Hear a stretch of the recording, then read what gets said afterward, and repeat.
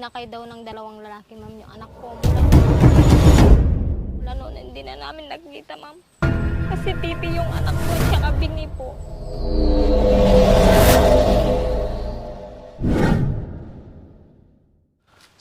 Good morning po sa ating lahat mga kabayan. Nandito tayo muli kasi meron kami pag-uusapan ng pamilya, no? Na kung saan pamilya ng bata na nawawala po mga kabayan na si Angeline Dumlao, isang 13 years old po mga kabayan. No, sa abot ng ating makakaya kung ano pong pwede nating iba pang gawin, paraan, no, na kahit papaano ay makapagbigay sa atin ng impormasyon. Sana mahanap natin, sana ay ligtas yung bata dahil Diyos ko, nakakatakot ngayon mga kabayan, no? Kaya doble ingat talaga tayo. Sana magiging aware sa atin na bata man na babae o lalaki ay kailangan talagang nandyan, no? Matingnan natin o alam natin kung saan sila, no, pumupunta, na hindi basta-basta na lang na nalibang natin sa trabaho natin. Yung mga anak natin ay hindi na natin alam kung saan na nagpupunta, na masyal, no? Yung ibang aksidente mga kabayan, yung mga magulang na sa bahay, yung ibang magulang na sa trabaho, yung mga anak ay umalis na pala, nagyayaan na sa barkada, napunta doon sa ilog at nalunod. Kaya nakakatakot mga kabayan. Kailangan kahit gaano ka-busy natin sa trabaho ay may oras pa rin tayo doon sa mga anak natin. Alamin natin kung saan sila, kung sino yung sinasamahan nila, kung saan sila pupunta para maiwasan natin yung mga ganitong pangyayari. Okay, so ayan, nandito tayo muli. Good morning, Ate Lynn. O, kumusta? Anong update natin? Anong balita natin? Wala pa po, ma'am. Wala pa? Opo, ma'am. Wala pang update, ma'am. Hinihintay ko nga, pinost ko pa sa Facebook account ko yung anak ko ulit, ma'am, para may mag-comment kung sakaling nakita na. Wala pa rin, ma'am. Wala pa din. Opo, ma'am. So, at least, nandito tayo sa pamamagitan ng aking channel, no? Nandoon pa rin yung hoping natin, no, na sana ay merong makapagbigay sa atin ng info, no? May makakita. Actually nga, may nag-message sa amin pero hindi pa namin alam, no? Kasi ang sabi lang ay may kamukha lang, no? Kasi pag magayon kasi, pagsasabihin, hindi pa natin alam, no? Hindi pa tayo sure. Pero syempre, gagawin natin ng paraan. Puntahan natin, entertainin natin lahat ng mag-message sa atin. May nagsabi lang na may kamukha dito, na ganito, ganyan, ganyan. So syempre, titingnan natin, hindi tayo agad-agad. Syempre, mag-interview pa tayo, puntahan pa natin. And then, kailangan pa natin video call o yung lugar mismo na pupuntahan natin, tayo mismo ang pupunta para alamin natin kung talagang siya ba talaga yon. Ganun ang gagawin natin, kumbaga step by step, Ate Lynn. No? Okay, so ayan po ang mga anak ni Ate Lynn. 4 ang anak, tama? Opo. 4. Ito yung bunso. Opo. O, anong pangalan mo, be? Laika po. Babae, si Laika. Tapos sino sunod? Anong pangalan mo, be? Crystal. Tapos ikaw, be? Ha? Ha? Si Jeremy. Wow! Ang gaganda ng mga pangalan, ang gagwapo at ang gaganda ng mga anak ni Ate Lynn. O, yan po, no? Na-miss mo ba si, si ate? Na-miss mo si ate? O, anong sabihin mo kay ate? Anong mensahe mo kay ate? Anong sasabihin mo kay ate, ngay? Miss kita ka, ate. Oh, na-miss mo pala si ate. Bakit na-miss mo si ate? School po ako. Mag-school kayong dalawa, na may miss mo siya kasi kasama mo siya nung nag-aaral kayo? Siya kasama mo palagi? Oh. Tapos maglalaro, syempre kasama kayo, di ba? Ayan, so nami-miss niya yung kanyang ate. Okay, so nandito tayo mga kabayan sa pamilya ngayon ni Ate Lynn and Kuya Jervin kasi sa pamamaraan mga kabayan na kahit ganitong way, no, na mahanap natin yung bata na nawawala, yung panganay nilang anak na si Angeline Dumlao. Angeline Dumlao, 13 years old po mga kabayan, isa itong PWD po, no. So ngayon, talagang pinuntahan namin, binalikan namin, magpapaalam tayo. Kumbaga, tulungan tayo, no, sa gagawin natin ngayon dahil ang ginawa namin ay nagpa-print kami kung saan nandoon yung mukha ng anak nyo. Kung okay lang sa inyo, magdidikit tayo sa mga poste o sa mga iba't ibang lugar para kahit papaano, baka sakaling merong makakita no, at makapansin sa panawagan natin at makapagbigay sa atin ng impormasyon. Okay, siyempre, maraming haka-haka, baka mamaya ay pinatay na, baka mamaya ay ni-rape, tapos pinatay, baka mamaya sumama sa boyfriend, baka mamaya nakikipagkita, etc., etc. Maraming haka-haka. So yun ay normal lang yun na iisipin kasi nga hindi natin alam kung saan na talaga ngayon ang bata, no? Marami ngayong palaisipan, no, na hindi natin tiyak kung ano ba talaga ang nangyayari ngayon ni Angeline Dumlao. Okay, so ito nagpa-print kami, no? Nagpa-print kami, nakalagay dito yung mukha ng anak mo, no? At syempre nakalagay missing Angeline Dumlao Paringit. Tama? Opo, ma'am. Ayan, poblasyon East, Asingan, Pangasinan. Siyempre, nag-reward tayo dito mga kabayan ng 30,000. Ako po mismo magbibigay ng 30,000 kung sino man yung makapagsabi o makapagbigay ng impormasyon, no, na makakita dito sa anak nila na si Angeline Dumlao Paringit. So ayun po mga kabayan, pag once na may tumawag sa akin, no, through video call o makapaghatid sa akin o tumawag sa number ko mismo na hawak niya yung bata na si Angeline Dumlao Paringit, magbibigay ako kaagad ng 30,000 na walang maraming sabi, no?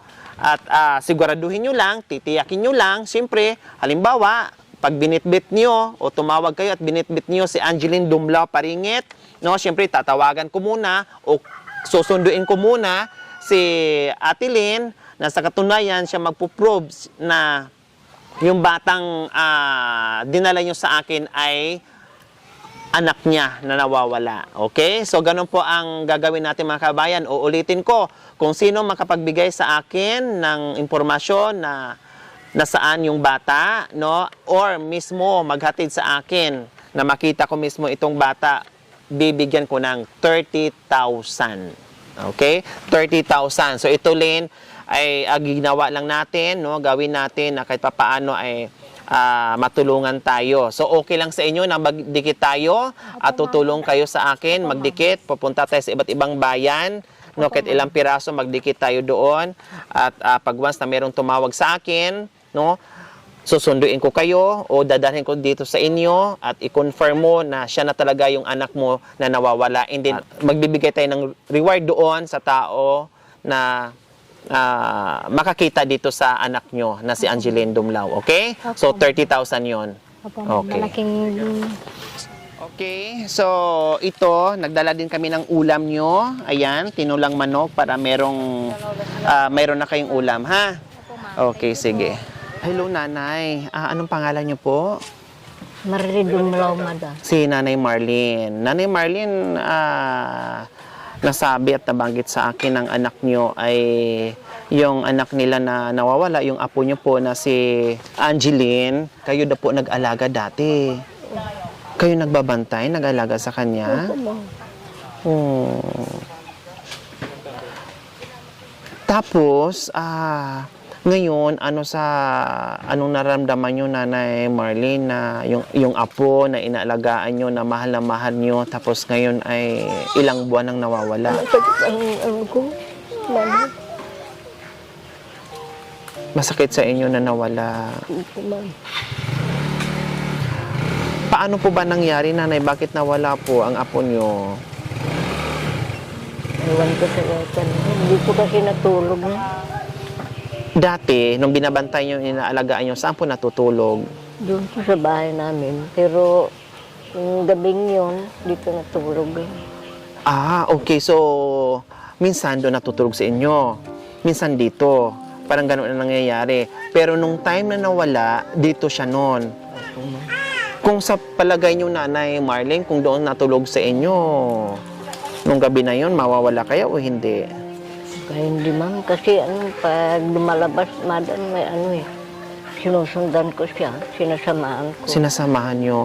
O ano ngayon ang mensahe nyo sa apo yung nawawala? Anong mensahe nyo sa kanya na para bumalik na sa atin, bumalik na sa inyo?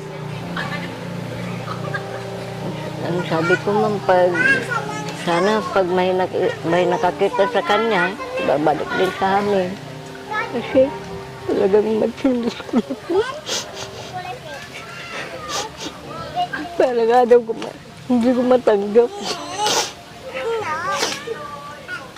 Hindi niya matanggap na mawawala.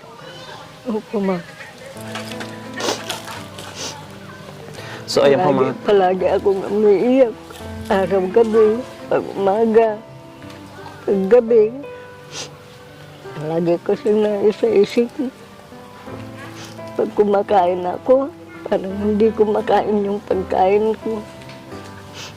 Kasi lagi yung naalala. Opo, ma'am. Ilang taon niya po siyang inalagaan, Nanay Marlene? 12, ma'am. 12 years niyo siyang inalagaan? Opo, ma'am. Mula nung pinanganak, parang kayo na talaga nag-alaga. Kaya masakit sa inyo kasi parang anak nyo na. Opo, ma'am. Hanggat lumaki. Opo. Oo, kaya po pala ganyan na nagiging emosyonal si Nanay Marlene kasi parang siya yung nag-aalaga, no? Mula baby hanggang lumaki at doon natutulog minsan sa kanya, minsan umuwi dito sa mama niya, yung ganun ba? Kaya masakit talaga bilang isang magulang o lula na mawawala, no? Na ganun-ganun na lang na hanggang ngayon ilang buwan na. Pero hanggang ngayon, apektado pa rin yung pagtulog, yung pagkain ni Nanay Marlene.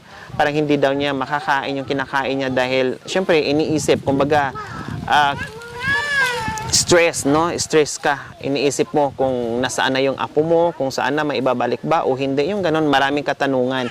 Kaya ngayon, sa pamamaraan, itong pagdikit natin na ni nanay na nawawala, baka sakaling mahanap natin. Okay? So, yun po yung gagawin. Salamat, Nanay, ha? Pray lang tayo, Nanay Marlene. Baka sakaling mahanap pa natin. Okay?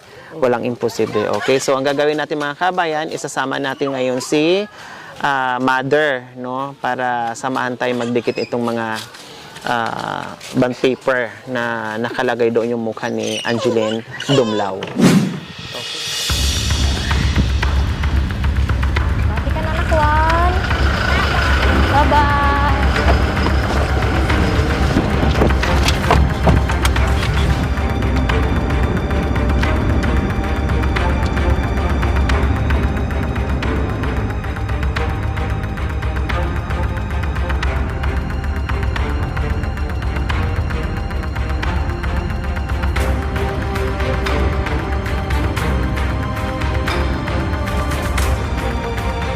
Dito, center.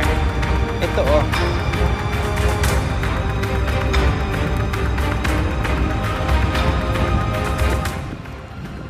Ito, oh. Kabilaan. Mas makikita dito. Mas makikita dito, oh. Sige, ano mo ate. Yan. Oh, so ganun. Baka makita nyo, kuya. Ha? Anak niya, taga-Asinggan. Ang iso pala hindi ata di kukunda. So, palang sa Raji Berbero. Anda nakita pa iday. Hindi pa.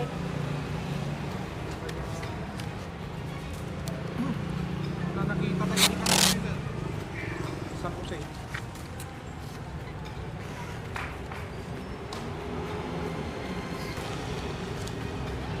Ayusin. Dito pa.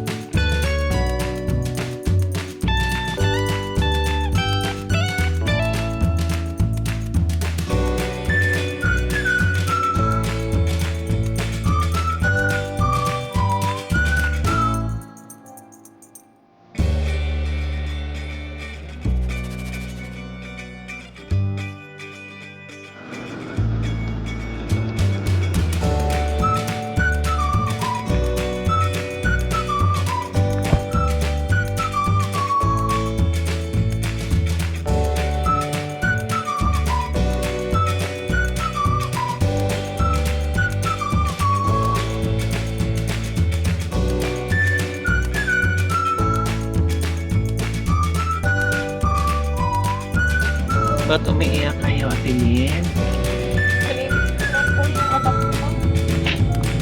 Sobrang nagpapasalamat po ako sa team niyo kasi tinutulungan niyo kaming mahanap yung anak ko. Buti pa kayo sumasama sa amin na handang tumulong. Samantala yung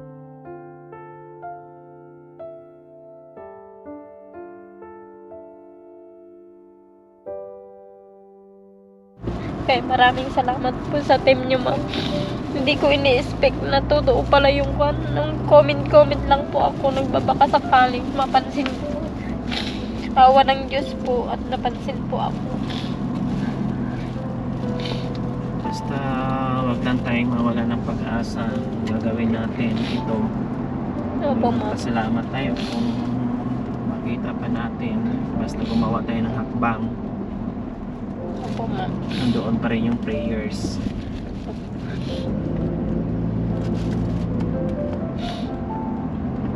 Itong batang to, ma'am, mahilig siyang manalangin pag may sakit kaming mga kapamilya niya.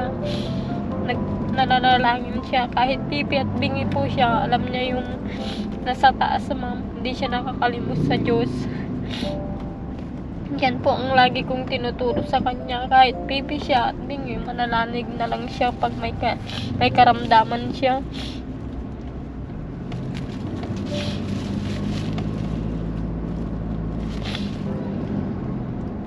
Huwag po sana kayong magsawang tumulong sa amin, ma'am.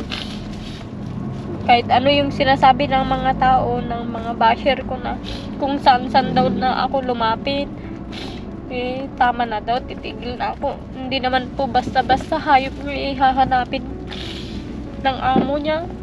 Yun pa kayang anak, sariling kadugot. Buwis buhay ko pong pinanganak itong anak ko si Angeline. Premature po siya nung pinanganak ito, ma'am.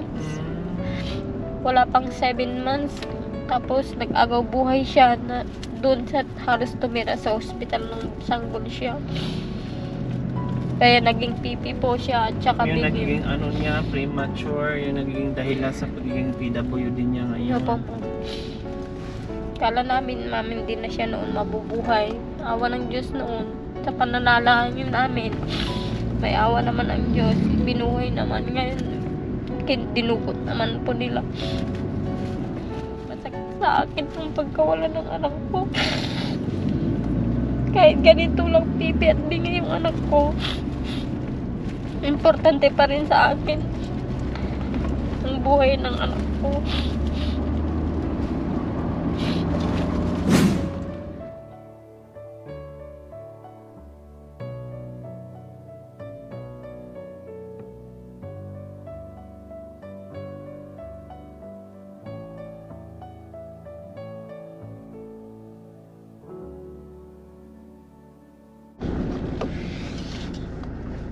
So ayan, Lynn, no? Basta kung saan kami pupunta, dala-dala namin yan at magdidikit din kami, ha? Opo, ma'am. Basta pray lang tayo, okay? Opo, ma'am. O sige, Maraming salamat bye-bye, po, Lynn. ma'am. Mag-a-update na lang din kami, ha? Opo, ma'am. Okay. Salamat po Okay. sa team ni Ma'am Lori po.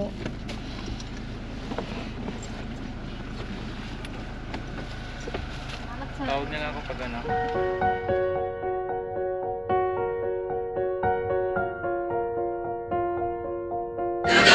Salamat.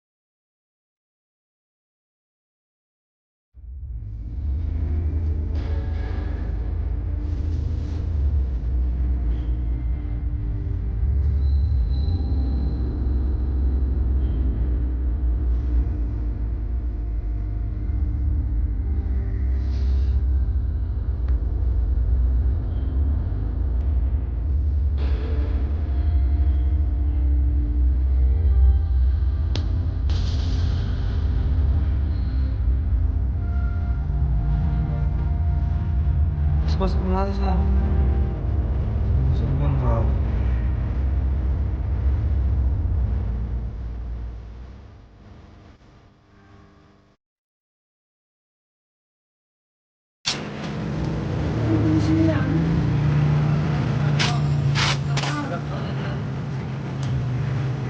Parcel, parcel yan. Kailan tayo? Matagal na rin po yata, 6 months na daw po.